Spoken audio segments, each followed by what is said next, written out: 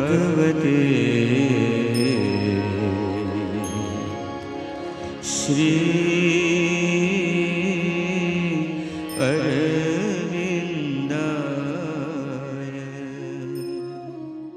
Celebramos el Mahasamadhi de Aurobindo y es muy importante porque justamente coincide 5 de diciembre de 1950 y unos añitos después, 5 de diciembre de 2021, cuando Sri Aurobindo deja su cuerpo físico, el 5 de diciembre, quiero recordar a la 1:26 de la mañana del 5 de diciembre. ¿Vale? Deja el cuerpo físico tal como dice la madre. ¿Por qué lo deja? Evidentemente siempre tiene que haber alguna enfermedad, ¿no?, que ayude a hacer este traspaso, pero lo deja porque, como decía la madre, fue una elección suya, no fue una casualidad, no fue producto de una enfermedad, fue su decisión de irse más allá de la barrera, como dice ella, estoy un poco traduciendo, más allá de la frontera para seguir ahí haciendo su labor, y la madre se quedaba ahí. Uno de los dos debía irse, pues se fue a Aurobindo y un par de décadas y unos añitos más después se iría la madre. Entonces es muy importante por eso que estemos aquí para celebrar este momento en el que Aurobindo deja su cuerpo físico. En el momento que deja su cuerpo físico hay una escena muy bonita, bueno, una escena explicada, evidentemente, no estábamos allá, en el que está la madre erguida, impenetrable, sólida, tal cual dice en un libro precioso que habla sobre los últimos momentos de Sri Aurobindo, sólida como una roca en la cual asiste al último, the last breath, el último respiro de Sri Aurobindo. Y entonces dice la madre que fue uno de los momentos para ella más importantes. ¿Por qué? Porque sintió que toda la energía de Sri Aurobindo le llegaba a ella. La energía supramental, estamos hablando, ¿no?, la energía vital, la energía supramental de Sri Aurobindo le llegaba a la madre. En aquel mismo momento, dice la madre, que es un momento de una tensión, de una fricción, un momento, como dice la madre, extraordinario, el 5 de diciembre de 1950. Sri Aurobindo deja su cuerpo físico y, como ya sabemos, porque lo hemos explicado bastantes veces, pues una luz dorada, ¿cómo se llama? Crimson, dorada y un poco rojiza, le envolvió todo el cuerpo, desde el 5 hasta el 9, que pues le enterraron, como todos sabéis, en el Samadhi del ashram de Sri Aurobindo, bajo el árbol aquel. Y es muy importante también porque el 5, el 6, el 7 y el 8 hasta el 9, el cuerpo físico de Sri Aurobindo se mantuvo inalterable, con esta luz supramental de un color dorado rojizo que le envolvía, y no hubo ningún signo de descomposición hasta que el día 9 pues sí que hay un ligero signo, y entonces ya se decide pues enterrarlo en el Samadhi bajo el árbol, no me acuerdo cómo se llama el árbol del ashram de Sri Aurobindo, ¿no?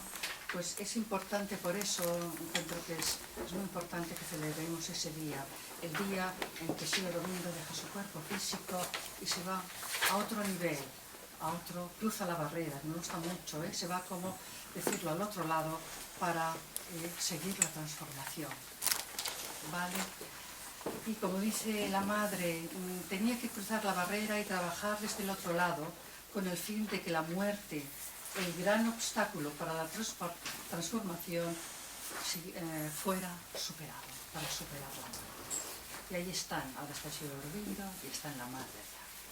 Vale, bueno, pues solo un pequeño recordatorio para ver por qué nos reunimos. Ya sé que todos lo sabéis, pero es importante hacer este par de minutos de ver la importancia histórica del día, de la celebración que hacemos. Y bueno, y también para celebrar esto tenemos a Dolores Cuenca, que pues nos ha venido expresamente desde Alicante y nos hablará sobre la poesía de Sri Aurobindo. Dolores Cuenca, me parece que ya la conocéis, ha estado en otras ocasiones, es profesora, es excelente traductora y una magnífica colaboradora del Centro de Sri Aurobindo. Y ha traducido, gracias Pilar, ya ha traducido la gran parte, si me lo puedes traer, por favor. del libro este que tenemos aquí, que son los poemas de Sri Aurobindo, en el cual tenemos la versión inglesa y al lado tenemos también la versión en castellano, ¿vale? La gran parte. Bueno, pues leo el mensaje que nos llega del ashram, que es un mensaje muy cortito, y ya damos paso a un mantra. A un mantra. Primero leo el mensaje.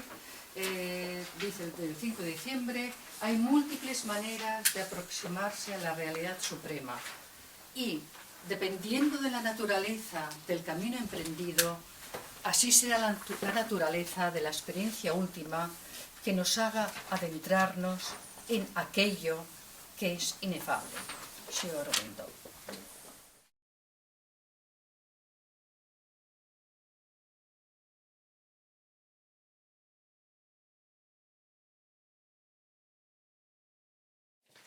En el libro de poemas es un libro de poemas que está en la edición bilingüe, pero que tiene los poemas cortos de Sri Aurobindo, porque realmente la labor poética de Sri Aurobindo, como en tantas cosas, es una labor ingente. Diríamos que tradujo ya Savitri, que ya está traducida por el Centro, ya está publicada, 24.000 versos. Además, otros poemas largos también, o sea, poemas, uno que estoy ahora con el que es Ilion, que es como una continuación, pero una visión espiritual de lo que sería la Ilíada, pero con mucha simbología. Otros como Urvasi, de 1500 también versos.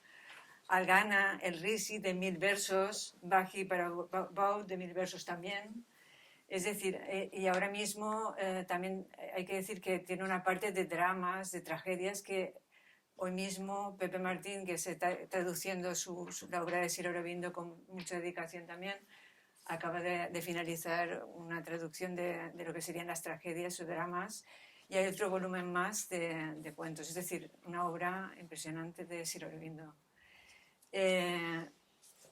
Sri Aurobindo fue nominado para el premio Nobel, no solamente, o sea, fue nominado 2 veces. En 1943 fue nominado para el premio Nobel, y bueno, ese año no se dio premio Nobel por cuestiones de la Guerra Mundial.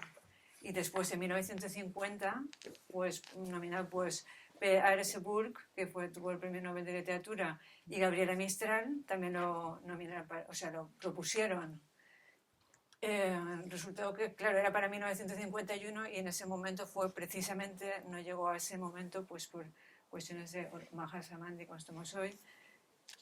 Fue propuesto también para el Premio Nobel de la Paz.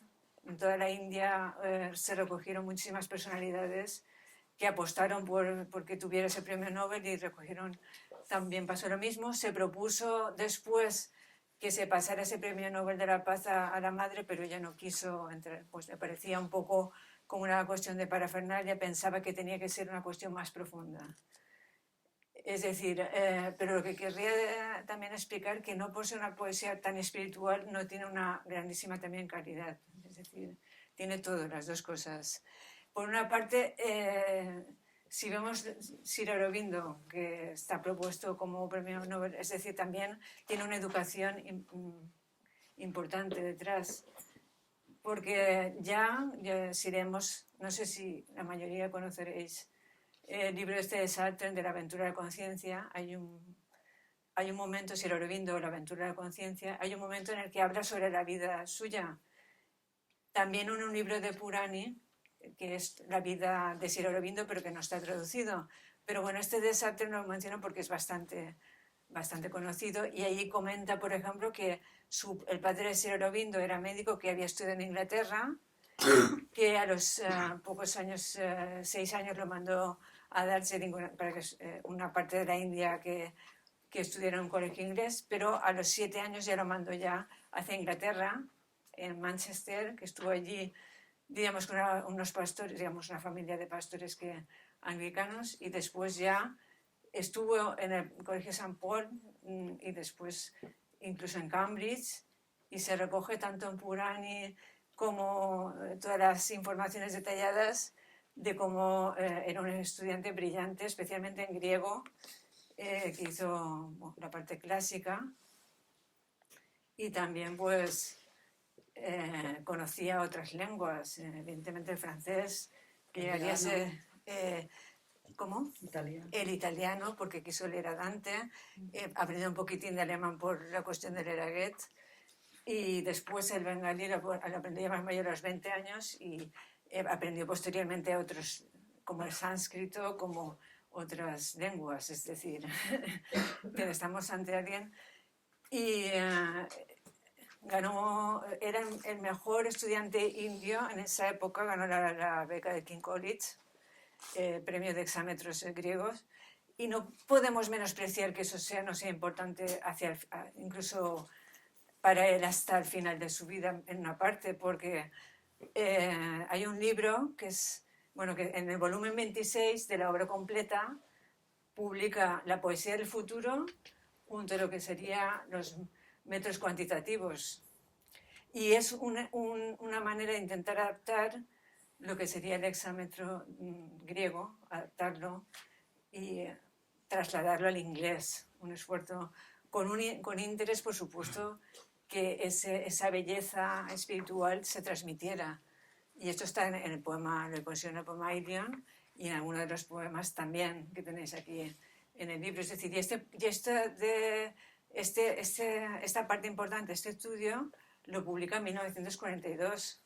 Es decir, que esto siempre estuvo de alguna forma con él.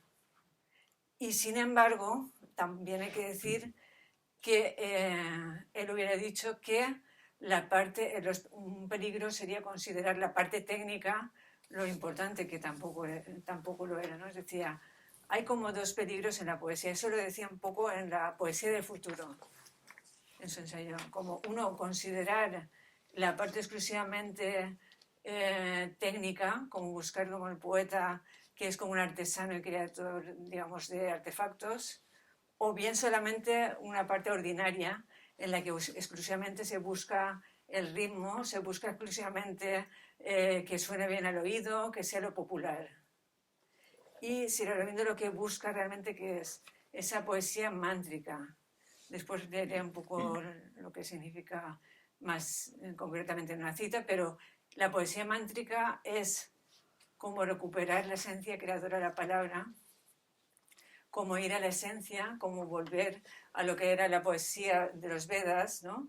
Pero realmente él tampoco menosprecia lo que sería la poesía occidental, porque leyendo la poesía del futuro realmente él va viendo esa como una evolución que va desde los inicios, de lo que sería Homero, por ejemplo, con esa capacidad de esa belleza exterior, plasmarla, hacia incluso Shakespeare, por ejemplo, que es tan constante en su obra que incluso cuando habla del Kena Upanishad lo utiliza a veces como ejemplo para explicar algunos aspectos. Es decir, incluso y sobre todo los románticos ingleses, ¿no? Donde vean en Coleridge, en Wordsworth, en todos ellos, en Shelley especialmente, algunos vislumbres de lo que sería esta poesía intuitiva, esa poesía que tiene como ciertas trazas de aspiración que nos abre una cierta apertura hacia el alma, ¿no? Esa poesía intuitiva es a partir de ahí, ¿no? Es donde se podría abrir una brecha hacia lo que consideraría hay que ir más allá, y ese más allá sería la poesía del futuro, que sería la poesía mántrica, que sería la poesía que es capaz de transmitir ese poder, ¿no? Pero claro, para poder transmitirlo también el oyente, el lector tiene que ser capaz, como decía Amal Kiran en el prólogo del libro, Amal Kiran, que fue uno de los discípulos de Sri Aurobindo y de los que tuvo muchísimo contacto con él constantemente, pues tenían como conversaciones sobre cartas sobre poesía. Porque era poeta. Sí, sí, también era poeta, profesor también en el Arram, una gran altura intelectual, ¿no? Y ahí tenéis en la introducción, habéis puesto cómo habla de esta poesía, pero que el lector tiene que tener esa apertura de conciencia para traer ese poder, esa fuerza que tiene esa poesía viva, ¿no? Como algo vivo.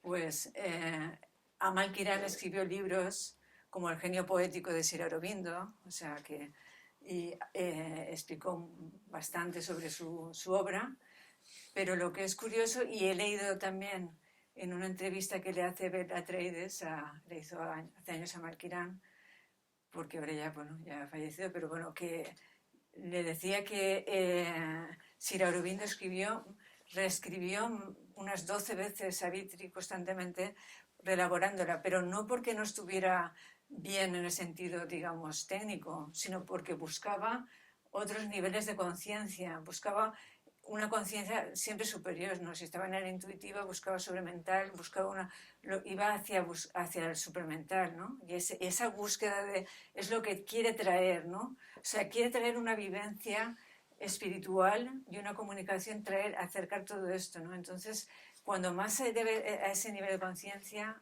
ese poder poético más está ahí presente, ¿no? Como un mantra, ¿no? Que es el que quiero traer. Y para eso tenemos que estar por leerlo abierto y tal. Entonces, cuando se traduce la poesía, está muy bien que esté en inglés, porque de alguna forma, bueno, siempre puede ayudar, que sabe un poco de inglés, puede ayudarnos el texto en castellano, pero sí también podemos intentar acercarnos también a ese texto original, ¿no? O sea, porque es lo que tiene esa fuerza, esa palabra, ese ritmo, todo está ahí muy presente, pero cuando escribe Sir Aurobindo un poema, no está trayendo una realidad, una experiencia espiritual. Ya estaba en el libro ya que va, por ejemplo, Nirvana, pues esa experiencia espiritual tuvo Sir Aurobindo, ¿no? O sea, o cuando habla Krishna, pues Krishna para él es algo que también fue la experiencia, el contacto, ¿no? El descenso de Krishna, o cuando, es decir, la fuerza está presente, todo es una poesía que realmente transmite esas experiencias vivas. Tengo aquí lo que es un poco un fragmento que habla sobre el mantra, poesía mántrica. Está también incluido en el libro que tenéis en la página 391, ¿no? Y dice, dice, elevando la palabra humana cerca de la de Dios. Y dice, he hablado del mantra como de la forma reveladora más elevada e intensa del pensamiento y de la expresión poética. Lo que los poetas védicos designaban como el mantra era una evidencia inspirada y reveladora, y un pensamiento de visión, acompañados por una realización de alguna verdad más íntima de Dios, el yo, el hombre, la naturaleza, el cosmos, la vida, la cosa, el pensamiento, la experiencia y la acción. Y después dice más adelante, y si nuestra palabra es mantra real, debe llegar a la mente del oyente exterior que sea capaz, que escucha la palabra del poeta vidente. La visión de la verdad más íntima debe acompañar el oído, la posesión por medio de la mente de su espíritu más profundo, y su venida a su hogar en el alma deben acompañar o seguir inmediatamente el mensaje rítmico de la palabra y de la visión de la verdad.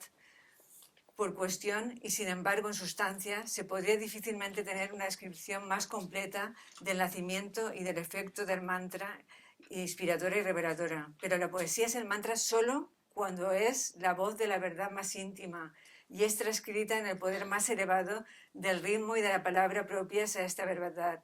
En otros términos, el mantra es una palabra rítmica directa y más elevada y más intensa y más divinamente cargada, que da cuerpo a una intuición intuitiva y reveladora y da alma a la mente con la visión y la presencia del verdadero yo, la realidad más secreta de las cosas, y con su verdad y las divinas formas del alma de aquí, los dioses que nacen de la verdad viviente, o digámoslo una vez más, es un lenguaje rítmico supremo que se apodera de todo lo que es finito y le trae a cada uno la luz y la voz de su propio infinito. Le trae a cada uno la luz y la voz de su propio infinito, ¿no? Es lo que pretende traernos esa despertar. Sí, despertarnos. Por eso dice lo de que la filosofía también nos ayuda, ¿no? O sea, cuando leemos la vida divina es una gran ayuda, pero en ese sentido de que nos trae como la materialidad, la visión, la vivencia, el sentimiento, la presencia de una forma muy palpable, y que si estamos abiertas, pues podemos sentir esa presencia, y es lo que es esa poesía mántrica. Yo quería, bueno, uno de los poemas que voy a leer es La llamada de plata. La llamada de plata es... este poema pues lo he elegido porque Dilip, que es uno de los discípulos de Sri Aurobindo también, Dilip Kumar Roy, que también estuvo muy presente y al que a pesar de todas las resistencias le dedicó muchísimas de las cartas de las que se han publicado y muchas de las conversaciones que tuvo con él fueron también sobre poesía. O sea, hay incluso pues 4 volúmenes de cartas que escribió con Sri Aurobindo y siempre lo tenía en consideración, pese a las dudas, vueltas, idas, pero ahí estaba siempre. Era una familia aristocrática, músico, etcétera. Sin embargo, la poesía se le resistía muchísimo. Se le resistía y cuando fue al Ashram le pedía un poco esa capacidad a Sri Aurobindo, la capacidad de la creación poética. Le pedía ser capaz. Y eso es algo increíble también, porque Sri Aurobindo hacía nacer esa capacidad poética en algunos de sus discípulos y Dilip fue uno de ellos y cuenta ese caso en su libro de Sri Aurobindo vino a mí. Como Sri Aurobindo vino a mí, dice, le envié unos primeros poemas escritos, poemas en bengalíes, que se los envié a Rabindranath Tagore. Rabindranath Tagore también tenía escribió también un poema de saludos de reverencia a Sri Aurobindo y tenía una admiración algo especial, pero era el gran poeta considerado por la India y le envió unos poemas Dilip y los primeros dice, parecen balbuceos de un niño, pero después de estar allí con la influencia de Sri Aurobindo, volvió a mandarle otros y realmente Tagore estaba admirado de cómo había cambiado esa inspiración poética, cómo lo había despertado. Bueno, de la fuerza yógica puede despertar muchas cosas, ¿no? El propio Sri Aurobindo decía que en él había despertado hacía mucho una capacidad que no tenía la fuerza yógica hacia lo que era el arte, hacia lo que era la pintura, lo que era y había visto como algo distinto, ¿no? A partir de su estancia en Alipur. Pero en el caso de Dilip y muchos otros, como por ejemplo Nirobaran, que también era médico y realmente tampoco se dedicaba a lo que era la poesía y sin embargo también esa capacidad poética. Y porque sí era ya de siempre poeta Malkiran. Malkiran siempre tuvo en él esa poesía.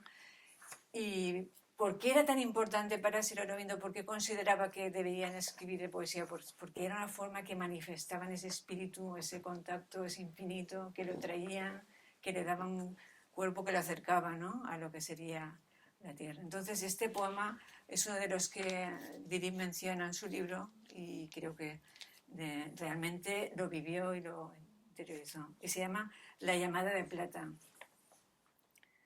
Hay una divinidad de cosas no realizadas, para quien las ganancias espléndidas del tiempo son montones de escorias.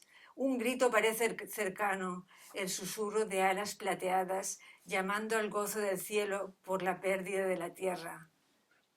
Todo lo que el ojo ha visto y todo lo que el oído ha escuchado es una pálida ilusión para alguna voz más grande y una visión más poderosa. Ningún dulce sonido o palabra, ni pasión de colores que haga que el corazón se regocije puede igualar estos éxtasis más divinos. Solo una mente más allá de nuestra mente tiene la visión de estas armonías todavía inimaginables, el destino y el privilegio de los hombres aún no nacidos. Como una ciénaga sacudida por la lluvia, la maravilla de la rosa, la tierra espera que esta distante maravilla se revele. Dolores también me ha pedido que pusiera otra poesía leída por Radha, que ya sabéis que Radha era actriz de teatro. Bueno, cantada. Declamaba. Sí. Esta la ha cantado. Sí, a mí sí. me ha sorprendido porque la he oído declamar muchas veces, que Sí. lo hacía muy bien. Y aquí canta una de las poesías de este libro. Que la tradujo Kevala, esta poesía de El pájaro azul. Vamos a ver, para que descanse un poquito Dolores, lo vamos a poner. El pájaro azul. Soy el pájaro de Dios en su azul, divinamente alto y claro. Canto las notas de lo dulce y verdadero para el oído del Dios y el serafín. Como una llama asciendo de la tierra del mortal a un cielo sin dolor, y siembro en su doliente suelo natal las semillas de fuego del éxtasis.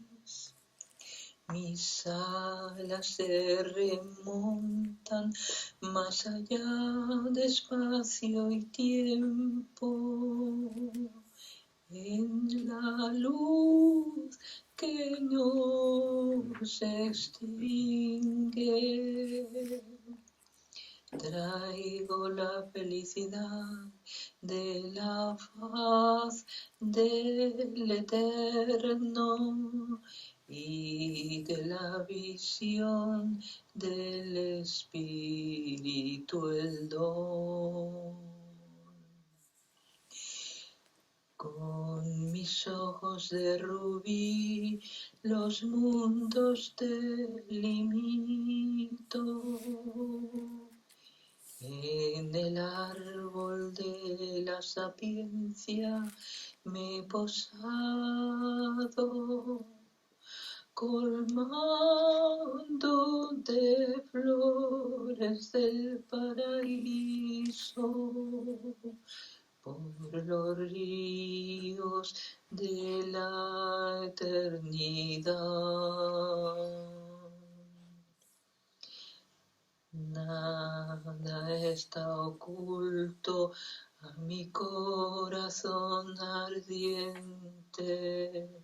Mi mente sin orillas está silente. Mi canto es el arte místico del trance.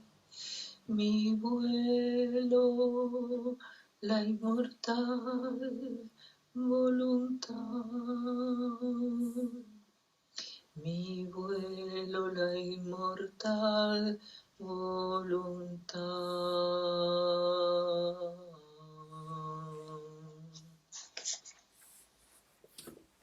El pájaro azul como que está más allá de la mente, ¿no? Que trae como de ese descenso a nosotros, ¿no? Es algo que no puede explicarse más que de esa forma poética, porque es como realmente nos llega, ¿no? Esa poesía de Sri Aurobindo.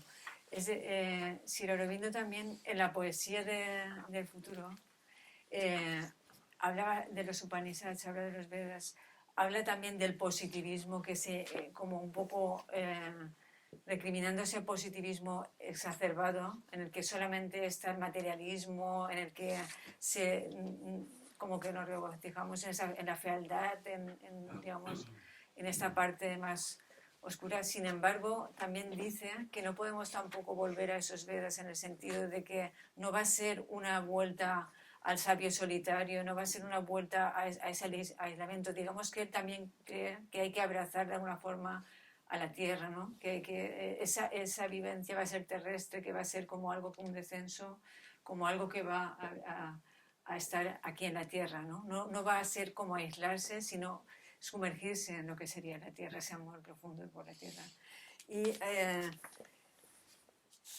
por eso lo afronta todo de alguna forma, lo afronta todo. Bueno, un poema muy largo que tradujo también, que creo que es en este sentido extraordinario, es la labor de un dios, ¿no? O sea, es decir, ese poema de cavar hondo, cavar hacia el inconsciente profundamente, ¿no? Este es más breve, lo escribió también, es de los poemas finales, y se llama El trabajador divino. Y dice: afronto los acontecimientos de la tierra con un alma ecuánime. En todos se escuchan tus pasos, tus pies invisibles pisan frente a mí los senderos del destino. Todo el formidable teorema de la vida eres tú completo. Ningún peligro puede perturbar la calma de mi espíritu. Mis actos son tuyos, yo hago tus trabajos y paso. El fracaso es mecido en tus brazos inmortales. La victoria es tu pasaje reflejado en el espejo de la fortuna. En este rudo combate contra el lado del hombre, tu sonrisa dentro de mi corazón me da todo el vigor. Tu fuerza trabaja en mí en su grandioso plan, indiferente a la longitud del arrastre de la serpiente del tiempo. Ningún poder puede abatir mi alma. Vive en ti. Tu presencia es mi inmortalidad. Es decir, esa entrega, ¿no? Es como hemos visto, es una entrega completa, ¿no? Ese amor, también le dice a Dirk en la carta, nadie puede, lo que soporta el amor divino, lo que es capaz de soportar de esa entrega tan absoluta, tan suprema, ¿no? Como por el divino, ¿no? Y uno de los mantras que evidentemente está sacado de Mahadev, pero que está sacado por supuesto de Sri Aurobindo, es esa plegaria diciendo a Sri Aurobindo diciendo que realmente la única derrota es la derrota del alma, o sea, el abandonar el alma, no seguir el camino del alma. Esa es la única derrota, porque aquí, como veis en el poema, hay cualquier fracaso en todo está él, ¿no? Como eso ya lo veía, esa experiencia que tuvo ya Sri Aurobindo en la cárcel de Nippur, ¿no? Como que Vasudeva Krishna está por todas partes, que miraba al juez y estaba Krishna, que estaban los barrotes de la cárcel y estaba Krishna. Esa experiencia no es la derrota, no es el fracaso. El verdadero fracaso es abandonar, digamos, el destino del alma, el destino que cada uno tiene, ¿no? El pájaro azul es el que y hay una cuestión de la evolución, ¿no? Que también es como la evolución es Sri Aurobindo, como habla en la vida divina y como está también en su poesía, considera como la evolución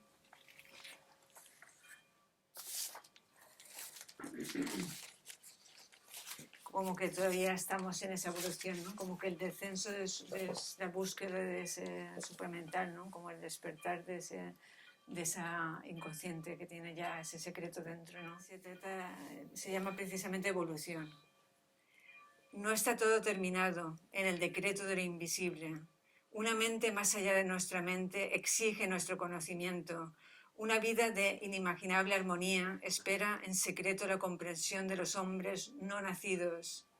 Los toscos principios de la tierra sin vida y las agitaciones sin mente de la planta y del árbol prepararon nuestro pensamiento, el pensamiento para un nacimiento divino, ensanchando el molde de nuestra mortalidad.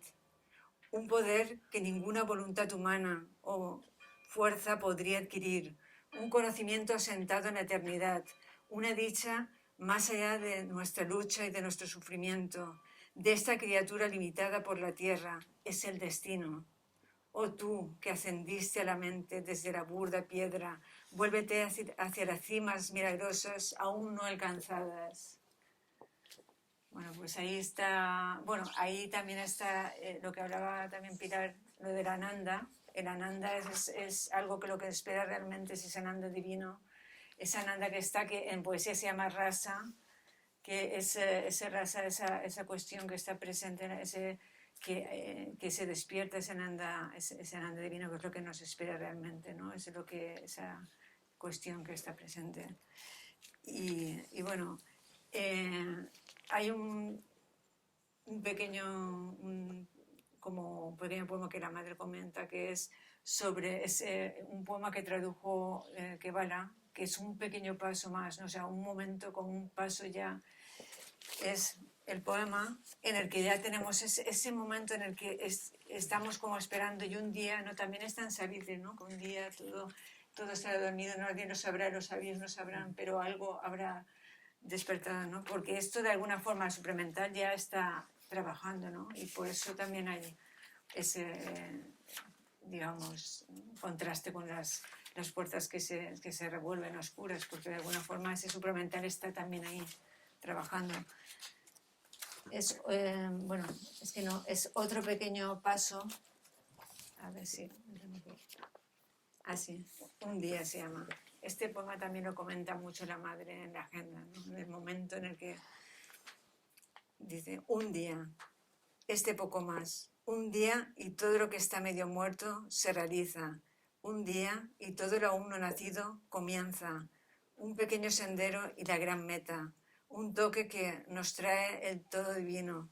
Uno tras otro fueron coronados los cerros y ahora contempla la última cima tremenda y la gran roca que nadie ha hollado. Un paso y todo el cielo y Dios, ¿no?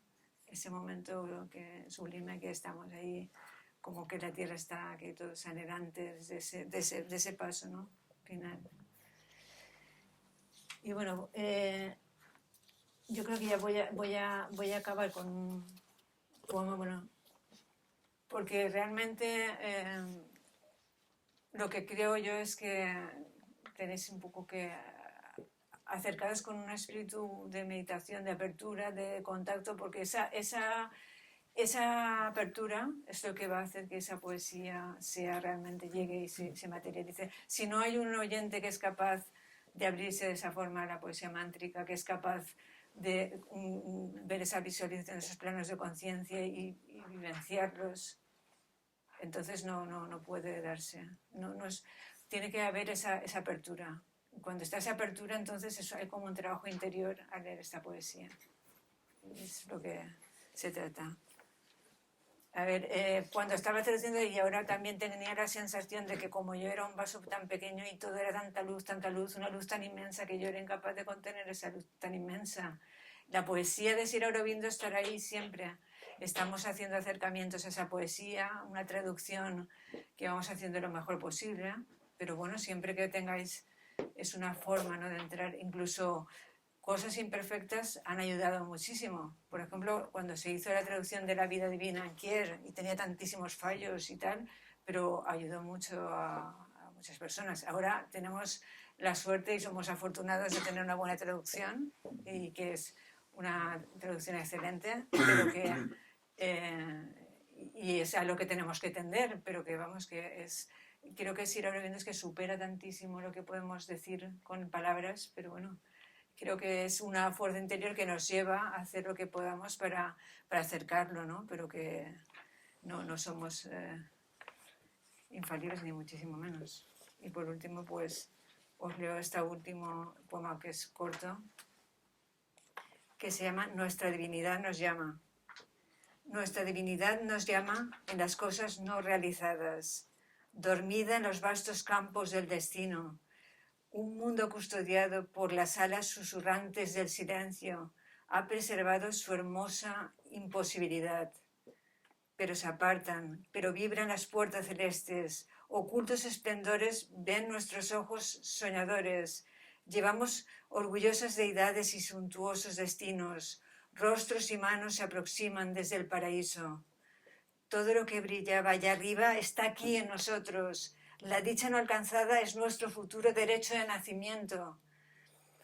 La belleza está enamorada de nuestra alma oscurecida. Somos los herederos de la amplitud infinita. Lo imposible es el indicio de lo que será. Lo mortal, la puerta a la inmortalidad. Y con eso ya creo que no puedo decir más.